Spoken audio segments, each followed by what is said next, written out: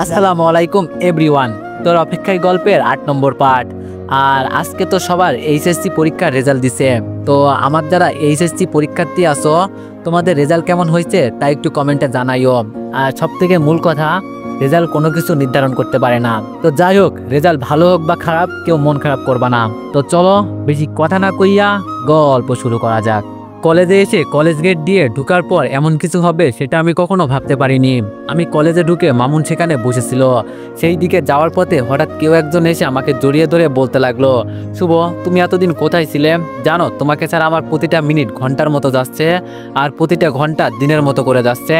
আমি বললাম, এই মেয়ে কে আপনি? জানা নেই কথা নেই, হুট করে আমাকে জড়িয়ে ধরলেন কেন? ছাড়েন আমাকে। মেয়েটি বলল, তুমি আমাকে চিনতে পারছো না? আমি নীলা, আর আমি তোমাকে ছাড়বো না। অনেকদিন পর তোমাকে কাছে পেয়েছি। আমি নীলা নাম শুনে তাকে এক ধাক্কা দিয়ে দূরে ফেলে দিলাম। আমি বললাম, আপনার সাহস কি করে হলো আমাকে জড়িয়ে ধরার? নীলা বলল, আমি আমার জিনিস জড়িয়ে ধরেছি, তাতে কি সাহস লাগে নাকি? আমি বললাম, আপনার জিনিস মানে? আমি কি আপনার কোলবালিশ নাকি? নীলা বলল, তাই তো তুমি আমার। আমি বললাম, আরে রাখেন আপনি কোন অধিকারে আমাকে জড়িয়ে ধরছেন? নীলা বলল, কোন অধিকার মানে? তুমি আমার বিয়ে, তাই? আমি বললাম, সকালে মনে হয় মেয়াদ উত্তীর্ণ গাঁজা খেয়ে কলেজে আসছেন, তাই না? নীলা বলল, কি, আমাকে কি গাঁজাখোর মনে হয় তোমার? আমি বললাম, তাই তো মনে হয়, তা না হলে উল্টাপাল্টা কথা বলতে পারতেন না। নীলা বলল, আমি কি উল্টাপাল্টা কথা বললাম? আমি বললাম, এই যে আপনি বললেন আমি আপনার বিয়ে। নীলা বলল, তো আমি ঠিকই তো বলছি, তুমি তো আমার বিয়ে, সেটা 2 বছর আগে থেকে। আমি বললাম, দেখেন, এটা কলেজ, এখানে মাতলামি করার কোনো মানে আসে না। আমি আপনাকে চিনিও না। আর মাতলামি করলে বাড়ি গিয়ে করেন, যত সব ফাউল। এটা বলে আমি নীলাকে বাঁশ কাটিয়ে চলে আসতে লাগলাম। তখনই নীলা আমার হাত ধরে বলল, শুভ, তুমি এমনটা করছো কেন? আমি তো তোমার কাছে ক্ষমা চাইছি, প্লিজ একটিবার আমাকে মেনে নাও, কথা দিচ্ছি আর কখনো ছেড়ে যাব না। আমি যে তোমাকে সত্যি ভালোবাসি, তোমাকে না পেলে আমি মরে যাব। আমি নীলার হাত এক ঝাটকা দিয়ে ছাড়িয়ে বললাম, দূরে গিয়ে মর। তোর মতো লোভী, মিথ্যাবাদী, ছলনাময়ী মেয়ে একটা চলে গেলে পৃথিবী থেকে একটা আবর্জনা চলে যাবে। এই বলে চলে আসলাম ক্লাসে, আর মামুনকে ইশারায় বললাম চলে যেতে ক্লাসে। আমি মনে মনে বললাম, ভাগ্যে জেরিন নেই, যদি থাকতো কি যে হতো আল্লাহ জানে। আসলে তারা কাল জার্নি করে অনেক ক্লান্ত, তাই কলেজে আসিনি। এইদিকে নিয়াল দেখতে পেল আমি নীলাকে আর পছন্দ করছি না, অবহেলা করছি, তাই সে তার লোকদের মানা করে দিল আমাকে মারতে। আর বলছে, আমি যতদিন না তোদের বলবো ততদিন যেন মারবি না, ওকে বস? এইদিকে নীলা আমার এমন ব্যবহার দেখে বলতে লাগলো, তুমি শুভ আমাকে যত অবহেলা করো না কেন, শেষ পর্যন্ত তুমি আমার হবে। ফাইনাল পরীক্ষাটা দিয়ে নি, তারপর থেকে আমার খেলা শুরু হবে, দেখে নিও। এই বলে একটা মুচকি হাসি দিয়ে চলে গেল নীলা। এইদিকে মামুন বলল, মামা তুই বেঁচে গেলি, আজ জেরিন আসেনি, যদি থাকতো তাইলে কি যে হতো আল্লাহ জানে। আমি বললাম, মামা আমিও আল্লাহর কাছে শুকরিয়া আদায় করছি, আল্লাহ বাঁচাইছে। মামা তুই কিন্তু আবার বলে দিস না। মামুন বলল, যা শালা, আমি কি এমন? আমি তোর বন্ধু, তাই না? আমি বললাম, তুই তো আমার বন্ধু, তাই বলবি। মামুন বলল, কি যে বলিস না, বন্ধুরা কি বাঁচাতে পারে? বন্ধুরা তো থাকে একটু আরেকটু বাঁচ দিতে। আমি বললাম, 1x হচ্ছে সবচেয়ে বিশ্বস্ত বুকমেকার, পিএসজি এবং চিয়া এই অ্যাপের অফিসিয়াল পার্টনার। এই অ্যাপে আপনি cricket, football, tennis live match দেখে এবং তাদের ভবিষ্যৎবাণী করে সহজেই অর্থ উপার্জন করতে পারবেন। সেই সাথে BMW গাড়ি, আইফোন, ল্যাপটপ এবং আরো অনেক নগদ পুরস্কার জেতারও সুযোগ রয়েছে। এই অ্যাপটিতে আপনি crash crystal, under and over 21 ইত্যাদি গেম খেলে সহজেই আয় করতে পারবেন। আপনি বিকাশ, নগদ, রকেট, ব্যাংক, ক্রিপ্টো, পেপাল এবং অন্যান্য সহজ পদ্ধতির মাধ্যমে সহজেই আপনার জেতা টাকা তুলতে পারবেন। এখানে আপনি 24 ঘন্টা 7 দিন গ্রাহক সহায়তা পাবেন। তাই এখনই গুগলে 1x সার্চ করে প্রথম ওয়েবসাইটে গিয়ে রেজিস্ট্রেশন করুন। আর হ্যাঁ, রেজিস্ট্রেশনের সময় আমার প্রোমো কোড VOTO7 ব্যবহার করে প্রথমবার ডিপোজিটে 20,000 টাকা পর্যন্ত পান। মামা তোর পায়ে পড়ি, এমনটা করিস না প্লিজ, তুই বল কি করতে হবে আমায়? মামুন বলল, বেশি কিছু না, একটু রেস্তোরাঁতে নিয়ে গিয়ে হালকা পাতলা খাওয়ালেই হবে। আমি বললাম, ও আচ্ছা, হালকা পাতলা? শালা একটা রাক্ষস তুই, আবার হালকা খাবি, তাই না? মামুন বলল, ওই বেশি ইনসাল্ট করবি না, তা না হলে বেশি কমু না, শুধু কমু।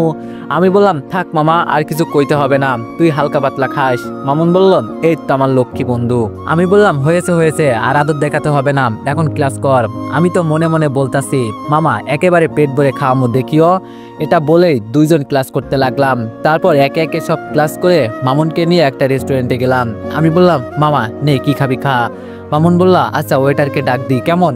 তারপর মামুন ওয়েটারকে ডাক দিয়ে বলতে লাগলো, ভাই 3 প্লেট বিরিয়ানি, 3টা বার্গার, 3টা পিৎজা, 2টা লেগ পিস, না 3টা লেগ পিস, 3টা দই, ব্যাস এগুলো বেশি কিছু না।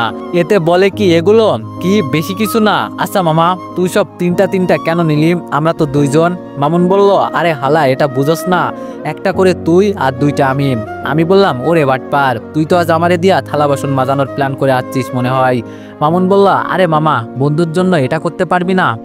আমি বললাম, আচ্ছা করবো নি, নে তোর খাবার চলে আইছে, খাওয়া শুরু কর। মামুন বলল, মামা তুইও শুরু কর।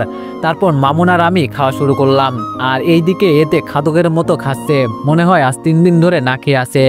আমার খাওয়ার সময় মাথায় একটা বুদ্ধি আসলো, তাই দেরি না করে বুদ্ধিটা কাজে লাগালাম। আমার খাওয়া দাওয়া শেষ করার পর মামুন চা অর্ডার দিল। তখন আমি বললাম, মামা পিছনের মেয়েটাকে দেখ। মামুন বলল, আরে মামা তুই আমাকে দেখতে বলছিস? আমি তো আরো আগে থেকেই দেখছি মামা, সেই সুন্দর, আমি তো ক্রাশ খেয়ে গেলাম। তখনই মেয়েটা উঠে চলে গেল। মামুন বলল, যা বাবা চলে গেল শালি।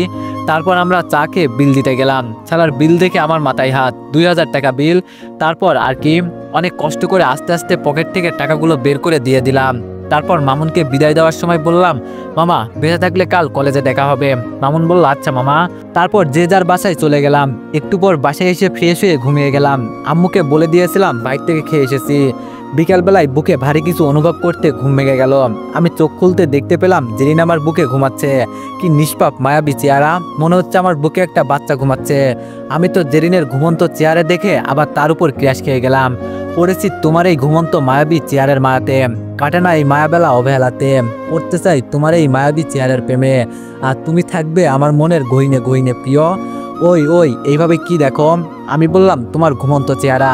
জেরিন বলল, ও তাই বুঝি? আমি বললাম, আচ্ছা কখন আসলাম? জেরিন বলল, এই তো একটু আগে, যখন তুমি ঘুমিয়েছিলে তখন। আমি বললাম, ও তোমাকে আমি কি বলছি মনে নেই? জেরিন বললাম, মনে আছে, কিন্তু আমি তো তোমাকে ছাড়া থাকতে পারি না। আমি বললাম, আচ্ছা তুমি যে আমার রুমে এসে আমার বুকের উপর শুয়ে আসো, এটা কি ঠিক? আমরা কিন্তু এখনো স্বামী স্ত্রী না, বুঝলে? জেরিন বললাম, তাতে কি হয়েছে, একদিন বিয়ে হবে তাই না? আমি বললাম, তখন দেখা যাবে, এখন কিন্তু হয়নি, বুঝলে? আর আমি গাড়িতে বলেছিলাম তোমাকে পরীক্ষার আগে কোনো দেখা করতে পারবো না, আমাকে দেখলে কথা বলতে পারবে না, আর শুধু রাতে ফোনে একটু কথা হবে। তুমি কিন্তু আমার কথায় রাজি ছিলে। জেরিন বলল, আমি পারবো না এত কিছু মানতে, আমি তোমার কাছ থেকে এত দূরে থাকতে কষ্ট হয়, আর তার চেয়ে চলো আজকে বিয়ে করে ফেলবো। আমি বললাম, দেখো পাগলামি করো না, শুধু একটা মাস কষ্ট করো, তারপর সব ঠিক হয়ে যাবে, বললাম তো, তখন তুমি যেটা বলবে সেটা হবে। জেরিন বলল, আচ্ছা আমি মানবো, কিন্তু আমাকে প্রতি শুক্রবারই ঘুরতে নিয়ে যেতে হবে। আমি বললাম, আচ্ছা নিয়ে যাব, তবে রাতে ফোনে কথা বলা ছাড়া বাইরে অন্য কোথাও বা আমাদের বাড়িতে আসতে পারবে না। জেরিন বলল, আচ্ছা আসবো না, একটু মন খারাপ করে। আমি বললাম, গুড গার্ল। আচ্ছা তুমি নিচে যাও, আম্মুর সাথে কথা বলো, আমি রেডি হয়ে নিচে এসে তোমার বাসায় দিয়ে আসবো, কেমন? জেরিন বলল, বাসায় দিয়ে আসবে মানে? আজ আমি আসছি তোমার সাথে ঘুরতে, আর আজ তোমার সাথে ঘুরে বাড়ি যাব, তার আগে না। আমি বললাম, ও আচ্ছা আমি রেডি হয়ে আসি, তুমি নিচে যাও। জেরিন বলল, নিচে কেন যাব, এখানে থাকলে কি হবে? দেখছেন কি ফাজিল মাইয়া, কথা সে কি বলে, এখানে থাকবে। আমি বললাম, এই ফাজিল তুমি বেশি কথা বলো, আমি কিন্তু ঘুরতে নিয়ে যাব না। জেরিন বলল, আচ্ছা বাবা যাচ্ছি, তাড়াতাড়ি আসবে কিন্তু। এই বলে জেরিন চলে গেল, আর আমি ফ্রেশ হয়ে রেডি হতে লাগলাম। ততক্ষণে আপনাদের একটা কথা বলি, আসলে আমি জেরিনকে বাইরে আমার সাথে কথা বা ঘোরাঘুরি করতে মানা করছি, কারণ তার উপরে একটু বিপদ আছে, তাই মানা করছি। তারপর আমি রেডি হয়ে নিচে গিয়ে আম্মুর থেকে বিদায় নিয়ে জেরিনকে নিয়ে ঘুরতে বের হলাম। আমরা রিক্সা নিয়ে একটা পার্কে চলে আসলাম, কিন্তু জেরিন আমাকে পার্কে ঢুকতে দিচ্ছে না, বলছে একটু দাঁড়াতে। তারপর আর কি একটু দাঁড়াতে দেখলাম মনি আর মামুন রিক্সা করে এসে আমাদের সামনে দাঁড়ালো। তখন আমার চোখ গেল মামুনের উপর। বেচারার অবস্থা দেখে নিজের হাসি পাচ্ছে। আমার কাছ থেকে যতগুলো খাবার খেয়েছে মনে হয় ততগুলো বের করে দিছে। তারপর মামুনরা নামতে আমি গিয়ে মামুনের কাঁধে হাত থেকে বললাম, তো মামা কি অবস্থা? মামুন বলল, শালা অবস্থা জিজ্ঞেস করছিস বাস দিয়ে?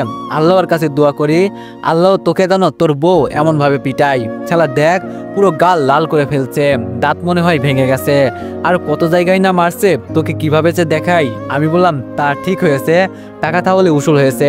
মনি বলল, এই তোমরা কি হুসুস করছো? চলো ভিতরে যাই। আর মামুন নে, তুই যদি আর কোনো মেয়ের দিকে তাকাস তাইলে তোর চোখ তুলে মার্বেল খেলমু। মামুন বলল, না বাবা না, এই জীবন থাকতে আর কোনো মেয়ের দিকে চোখ তুলে তাকামো না। মনি বলল, এই তো গুড বয়, এখন চল ভিতরে। তারপর আমরা সবাই ভিতরে যেতে লাগলাম।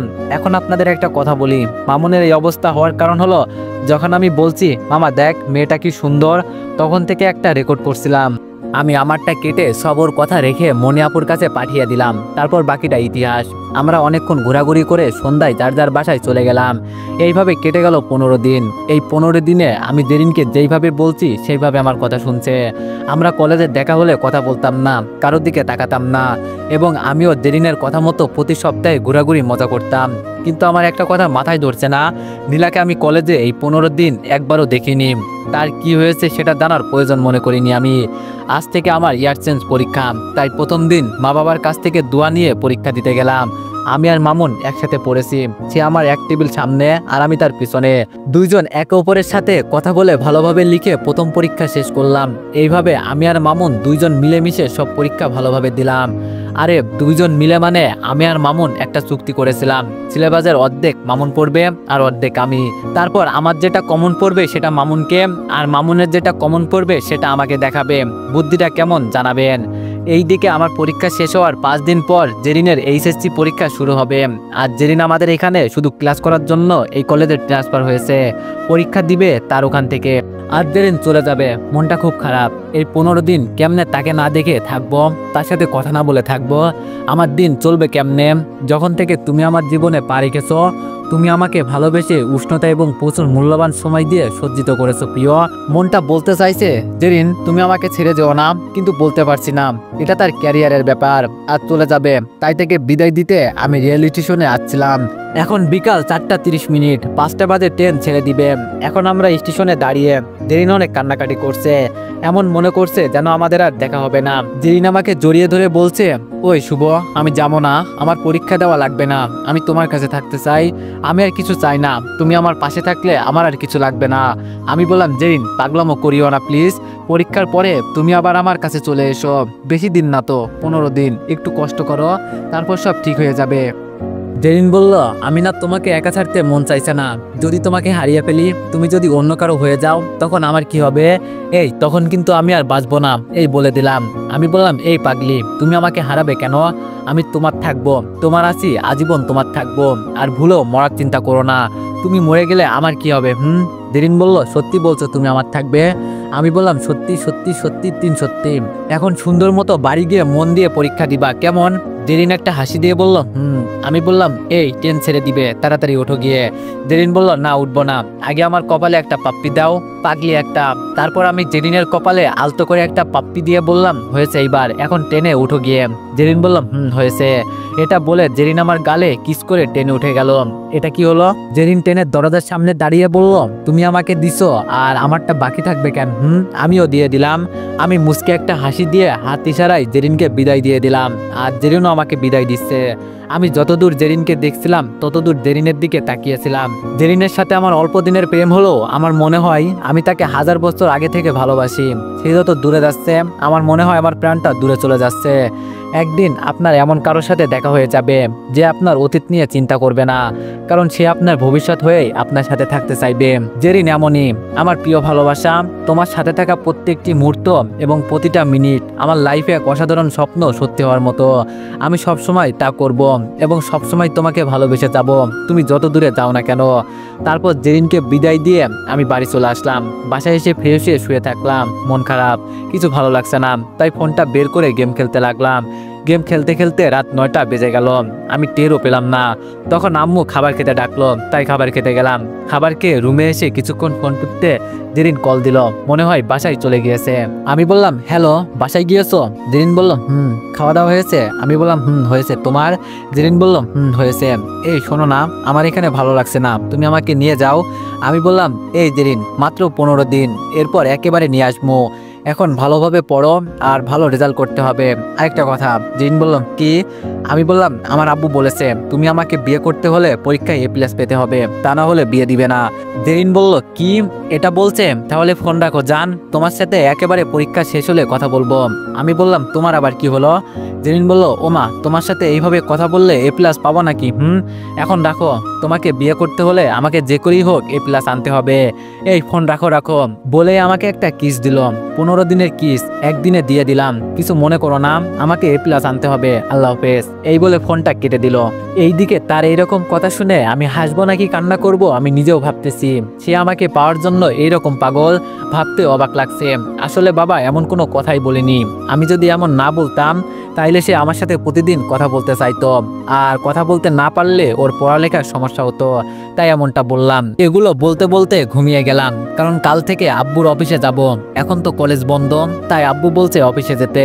সকালবেলায় ঘুম থেকে উঠে ফ্রেশ হয়ে রেডি হয়ে নাস্তা করে আব্বুর সাথে বের হয়ে গেলাম অফিসের উদ্দেশ্যে। অফিসে যাওয়ার পর আমি আব্বুর সাথে থাকলাম, কারণ আমার কোনো কাজ নেই। আব্বুর সাথে থেকে আব্বুর কাজে সাহায্য করতে পারি কিনা দেখি, এবং আমি আব্বুর সাথে থাকলে আমিও কিছু শিখতে পারবো। এইভাবে অফিসে যাওয়া আসা, মামুনের সাথে কথা বলা, আর জেরিনের সাথে কথা বলতে না পারার বেদনা নিয়ে আমার 16 দিন কেটে গেল। এই 16 দিন আমি ঠিকমতো ঘুমাতে পারিনি, কারণ প্রতিদিন ইচ্ছে করতো জেরিনের সাথে কথা বলতে, কিন্তু আমার ইচ্ছা থাকা সত্ত্বেও বলতে পারিনি। অনেক চিন্তা হতো আমার, জেরিন কিভাবে পরীক্ষা দিচ্ছে। জেরিনের চিন্তায় আমার ঘুম সহজে হতো না। আজ থেকে আমাদের কলেজ খুলবে, তাই সকালবেলা নাস্তা করে ফ্রেশ হয়ে কলেজে ঢুকতেই আমার সাথে এমন কিছু হবে আমি মোটেও ভাবতে পারিনি। আমি কলেজে ঢুকে আমাদের আড্ডায় যাচ্ছিলাম, তখন হঠাৎ করে নীলা আমার সামনে এসে বলতে লাগলো, কেমন আছো? আমি বললাম ভালো, আপনি? নীলা বলল আমিও তো ভালো আছি।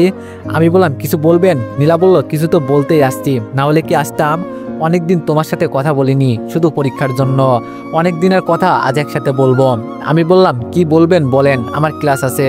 নীলা বলল বলছি, তার আগে একটা কাজ আছে, ওটা করিনি। আমি বললাম কি কাজ? তারপর নীলা যেটা করলো সেটা আমি ভাবতেও পারিনি, কারণ নীলা আমার সামনে একগুচ্ছ গোলাপ নিয়ে হাঁটু গেড়ে বসে বলতে লাগলো, আমি জানতাম না ভালোবাসা কি, বুঝতাম না ভালোবাসার মানে, কিন্তু তুমি যেই দিন থেকে আমার জীবন থেকে দূরে সরে গিয়েছো তখন থেকে আমি বুঝতে পেরেছি ভালোবাসার মানে কি। তুমি হয়তো ভাবতেও পারবে না আমি তোমাকে কতটা ভালোবাসি। আমি তোমার কাছ থেকে বেশি কিছু চাই না, আমি শুধু চাই প্রতি রাতে তোমার বুকে মাথা রেখে ঘুমাতে। আমি চাই চাঁদের রাতে তোমার পাশে বসে তোমার সাথে মধুর সুরে গল্প করতে। নীলা আমার দিকে মায়াবী চাহনিতে তাকিয়ে বলল, দিবেন কি আমাকে এই অধিকার? এইদিকে জেরিন আমাকে সারপ্রাইজ দিতে আমার কলেজে আসতে লাগলো। এইদিকে আমি নীলার কথা শুনে বলতে লাগলাম, আমি ভালোবাসা কি বুঝতাম না, আপনি এসে আমার জীবনে ভালোবাসার বীজ বপন করেছেন। আমি তখন ভালোবাসা কি সেটা বুঝতে পেরেছিলাম, আমি মায়া কি সেটা অনুভব করতে পারতাম না, আপনি আমাকে অনুভব করতে শিখিয়েছেন। আবার আমি অবহেলা কি সেটাও বুঝতে পারতাম না, আপনি আমাকে অবহেলার অনুভূতিটাও বুঝিয়েছেন। মানুষ মায়ে পড়লে এতটা পাগল হয়ে যায় যে এটা মানুষ এতটা অবহেলার পরও কুকুরের মতো পিছনে পড়ে থাকে, তা আমি জানতাম না। সেটা আপনি আমাকে জানতে সাহায্য করেছেন, এটার জন্য ধন্যবাদ। আর সরি, আমি আপনাকে ভালোবাসতে পারবো না। নীলা একটু কান্না মুখে বলল, প্লিজ তুমি এমনটা করো না। আগে যেটা করেছিলাম সেটার জন্য আমি অনেক লজ্জিত এবং ক্ষমাপ্রাপ্তি। তুমি বিশ্বাস করো, আমি তোমাকে অনেক ভালোবাসি, কথা দিচ্ছি আর এমনটা করবো না। আমি বললাম, দেখো কুকুরের লেজ আপনি যতটা টেনে সোজা করতে চান না কেন ঠিক ঘুরে ফিরে বাঁকা হয়ে যাবে, ঠিক তেমনটা আপনি। আর তার থেকে বড় কথা, আমি যতটুকু জানি আপনি সম্পত্তির লোভে অনেক কিছু করতে পারেন, না জানি কতজনের সাথে। নীলা বলল, শুভ, মাইন্ড ইওর ল্যাঙ্গুয়েজ, তোমার সাহস কি করে হয় এমন কথা বলার? আমি বললাম, এটা সাহস না, এটা বলতে আপনি আমাকে বাধ্য করেছেন। এটা বলতে হঠাৎ নীলা আমাকে জড়িয়ে ধরে বলতে লাগলো, জান কতদিন তোমার সাথে কথা হয়নি, আমরা চলো আজ দুইজন মিলে অনেক ঘোরাঘুরি করব, অনেক জায়গায় যাব, অনেক মজা করব। আমি তো তার এমন কথা শুনে আরেকটু অবাক হলাম, এটার আবার কি হলো কি, হঠাৎ এমনটা করলো কেন? তখন আমি কিছু একটা মনে করে তাকে এক ধাক্কা দিয়ে দূরে সরিয়ে দিয়ে বলতে লাগলাম, এই আপনার সাহস তো কম না, আমাকে জড়িয়ে ধরেন, আমি আপনার কোন কালের জান লাগি? এটা বলতেই কেউ আমাকে পিছন থেকে কলার ধরে টান দিয়ে তার দিকে ঘুরিয়ে ঠাস ঠাস করে থাপ্পড় মারলো। বাহ বাহ, আমি তো না আসলে এইসব কিছু দেখতেই পেতাম না। আমি বললাম, জেরিন তুমি এখানে? জেরিন বলল, আমি আসছিলাম তোকে সারপ্রাইজ দিতে, কিন্তু উল্টো সারপ্রাইজ পেয়ে গেলাম। আমি বললাম, জেরিন আমার কথাটা একটু শোনো। জেরিন বলল, রাখ তোর কথা, আমি তোর কোনো কথাই শুনবো না। এই বলে জেরিন আমার কলার ধরে টানতে টানতে কলেজের বাইরে নিয়ে আসলো। আমি বললাম, জেরিন আমার কথা শোনো। জেরিন বলল, আরেকবার যদি একটা কথা বলিস তাহলে জিভ টেনে ছিঁড়ে ফেলবো, চুপচাপ আমার সাথে চল। এতদিন আমার ভালো চেহারা দেখেছিস, আজ থেকে অন্য চেহারা দেখবি। জেরিন যখন আমাকে এই কথাগুলো বলছিল আমি তার চোখের দিকে খেয়াল করে দেখলাম তার চোখগুলো রক্তবর্ণ ধারণ করেছে, আর আমি এটা দেখে ভয়ে চুপ হয়ে গেলাম। আর জেরিন একটা রিক্সা ডাক দিয়ে আমাকে কলার ধরে টান দিয়ে রিক্সায় উঠিয়ে আমার হাত ধরে রাখলো, এমনভাবে হাতটা ধরে রাখলো তার মনে হচ্ছে আমাকে ছেড়ে দিলে আমি পালিয়ে যাব। এইদিকে নীলা একটা শয়তানি হাসি দিয়ে বলতে লাগলো, লাগিয়ে দিয়েছি প্যাস, এইবার তোমাকে আমার হওয়া থেকে কেউ আটকাতে পারবে না। এইদিকে আমি আর চোখে জেরিনের দিকে তাকাচ্ছি আর দেখতে পাচ্ছি মেয়েটা কতটা রেগে গিয়েছে, একদম রাগে গাল দুইটা লাল হয়ে আছে, আর চোখগুলোর কথা তো নাই বললাম। তারপর রিক্সায় এসে আমাদের বাড়ির সামনে থামলো। জেরিন আমাকে রিক্সা থেকে নামিয়ে বলল, এই ভাড়া দে। আমি কোনো কথা না বলে ভাড়া দিয়ে দিলাম। তারপর ভাড়া দিতে আমাকে আবার টানতে টানতে বাসার ভিতরে ঢুকিয়ে জেরিন চিৎকার দিয়ে বলতে লাগলো, ওই শাশুড়ি আম্মু, ও আম্মু তুমি কোথায়, তাড়াতাড়ি নিচে আসো। আম্মু বলল, কি রে কি হয়েছে, এত চিৎকার দিতেছিস কেন মা? জেরিন বলল, তুমি রুম থেকে কথা না বলে নিচে আসো তো। আম্মু নিচে আসতে আসতে বলতে লাগলো, আরে বাবা আসতেছি, কি হয়েছে, এত রাগ করছোস কেন? জেরিন বলল, রাগ করবো না তো কি, তোমার ছেলেকে যত বলি আমার কথা শুনে চলতে, তত আমার অবদ্ধ হয় কেন? আম্মু বলল, কেন কি হয়েছে? জেরিন বলল, আমি এত কিছু বলতে পারবো না, আব্বুকে ডাকো, আজই আমাদের বিয়ে দিতে হবে বলে দিলাম। আমি বললাম, এই তুমি কি বলছো? জেরিন বলল, চুপ, তোকে আমি কথা বলতে না করছি না, তুই চুপ থাক। আম্মু বলল, মা তুমি একটু শান্ত হও, কি হয়েছে একটু আমাকে খুলে বলো। জেরিন বলল, আমি এত কথা বলতে পারবো না, আগে আমার কথা মানতে হবে। আম্মু তুমি আব্বুকে কল দাও, আর আমাদের বিয়ে আজকেই দিতে হবে, তা না হলে কিছু একটা করে ফেলবো বলে দিলাম। আম্মু বলল, আচ্ছা তুমি একটু শান্ত হও, আমি শুভর আব্বুকে কল দিচ্ছি। এই তুই জেরিনকে নিয়ে রুমে যা। আমি বললাম, জেরিন? আমাকে জেরিন আর কিছু বলতে না দিয়ে আমার কলার ধরে টানতে টানতে আমার রুমের দিকে হাঁটতে হাঁটতে বলতে লাগলো, তোকে কিছু বলতে হবে না, চল রুমে চল, তোর আজ খবর আছে। এইদিকে মা আমার এইরকম অবস্থা দেখে বলতে লাগলো, আমার ছেলেটার কপালে অনেক খারাপই আছে। এই বলে আম্মু বাবাকে কল দিয়ে বলতে লাগলো, ওগো তুমি কোথায়, তাড়াতাড়ি বাসায় আসো। আব্বু বলল, কেন কি হয়েছে? আম্মু বলল, তুমি তাড়াতাড়ি বাসায় আসো, এইদিকে তোমার হবু বৌমা এসে ঘর মাথার উপর তুলছে, বিয়ে করবে বলে, তাও আজকের মধ্যে। আব্বু বলল, আম্মু বলল, নয় হ্যাঁ, তাড়াতাড়ি আসো। আব্বু বলল, আচ্ছা আমি আসতেছি, এই বলে ফোন কেটে দিল। আব্বু আর তাড়াতাড়ি করে বাসার উদ্দেশ্যে রওনা দিল। এইদিকে জেরিন আমাকে রুমে ঢুকিয়ে রুমের দরজা বন্ধ করে দিল। আমি বললাম, এই তুমি দরজা বন্ধ করলে কেন? জেরিন এক প্যাক পাক করে এগোচ্ছে আর বলতেছে, আরেকটু পর থেকে এটা আমার রুম হবে, তো এখন থেকে এটা আমার রুম, আমি বন্ধ করব, তোর কোনো সমস্যা? তোকে আমি অনেকবার মানা করছি না মেয়েদের থেকে দূরে থাকতে? আমি বললাম, এই তুমি এইভাবে আমার দিকে আসতেছো কেন? জেরিন বলল, আগে বল, তোকে মেয়েদের থেকে দূরে থাকতে বলছি না? কি বলিনি? আমি ভয়ে ভয়ে মাথা নাড়িয়ে বললাম, এটা বলতে দেরি। আর জেরিন আমার কাছে এসে কলার ধরতে দেরি হলো না। জেরিন বলল, তাহলে তুই ওই পেতনির কাছে গেলি কেন? আবার ওই পেতনি তোকে জড়িয়ে ধরে, এখন তোকে ইচ্ছে করছে অনেক কিছু করতে। আমি বললাম, আমি কি নীলার কাছে এমনি গেছি নাকি? সেই তো আমার কাছে আসতে, আমি কি করব? আর সেই তো ইচ্ছে করে আমাকে জড়িয়ে ধরছে, এতে আমি কি করবো? জেরিন বলল, তার মানে কেউ তোকে জড়িয়ে ধরলে তুই কিছু করবি না, লুচ্চা? আমি বললাম, এই না, হঠাৎ করে ধরছে তো তাই বুঝতে পারিনি।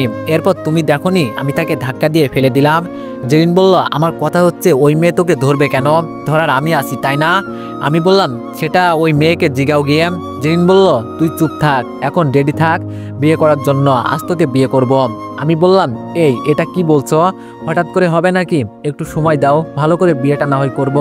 জেরিন আবার আমার কলার ধরে বলল, ওই কুত্তা, তোকে আমি সময় দিই আর তুই ওই নীলার বাচ্চার সাথে লুতুপুতু করবি তাই না?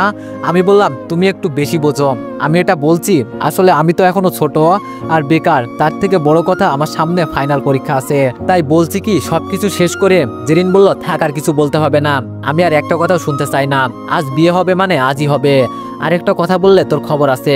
আমি বললাম, দেখো জেরিন একটু বুঝার, আর বলতে না দিয়ে জেরিন আমার ঠোঁটজোড়া দখল করে নিল।